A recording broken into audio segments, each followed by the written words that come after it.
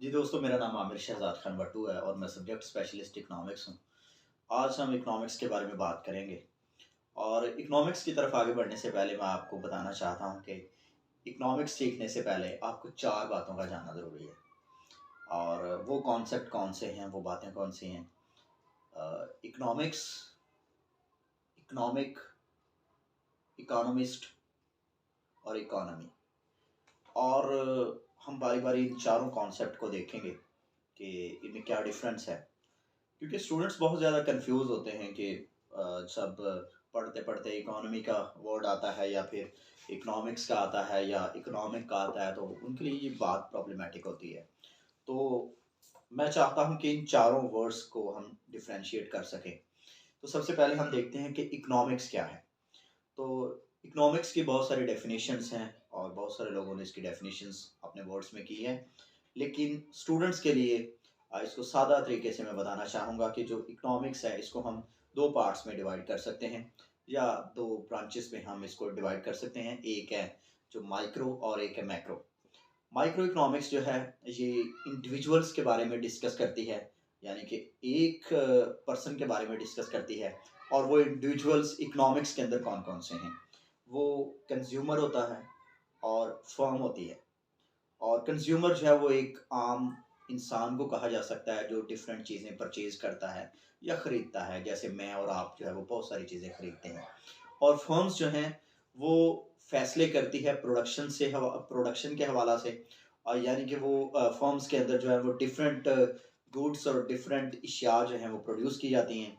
जैसे कि कोई फर्म जो है वो घी की हो सकती है, कोई फर्म जो है वो शुगर प्रोड्यूस करती है, कोई फर्म जो है वो शूज़ प्रोड्यूस करती है, कोई फर्म जो है वो कपड़ा प्रोड्यूस करती है।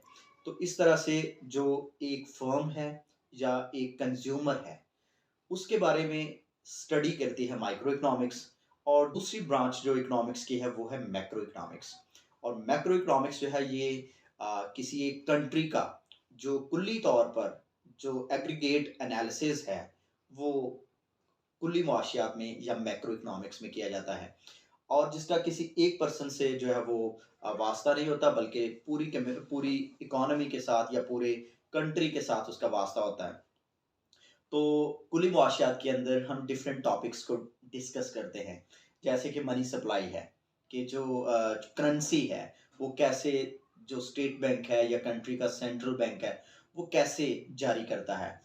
और इसमें और भी बहुत सारे इश्यूज को देखा जाता है जिसका पूरे कंट्री से जो है ना वो रिलेशन होता है। जैसे कि हम देख सकते हैं कि पॉवर्टी, गुर्बत, उसको कैसे दूर किया जा सकता है। बेरोजगारी, जो एम्प्लॉयमेंट है वो किस तरह से क्रिएट की जा सकती है और अनएम्प्लॉयमेंट को किस तरह से कंट्रोल किया जा सकता है। इसी तरह से डिफरेंट टॉपिक्स हैं जो इंपोर्ट एक्सपोर्ट्स, ये नेशनल लेवल के इश्यूज़ हैं जो कि आप मैक्रो इकोनॉमिक्स में स्टडी करते हैं। तो ये इकोनॉमिक्स है बेसिकली।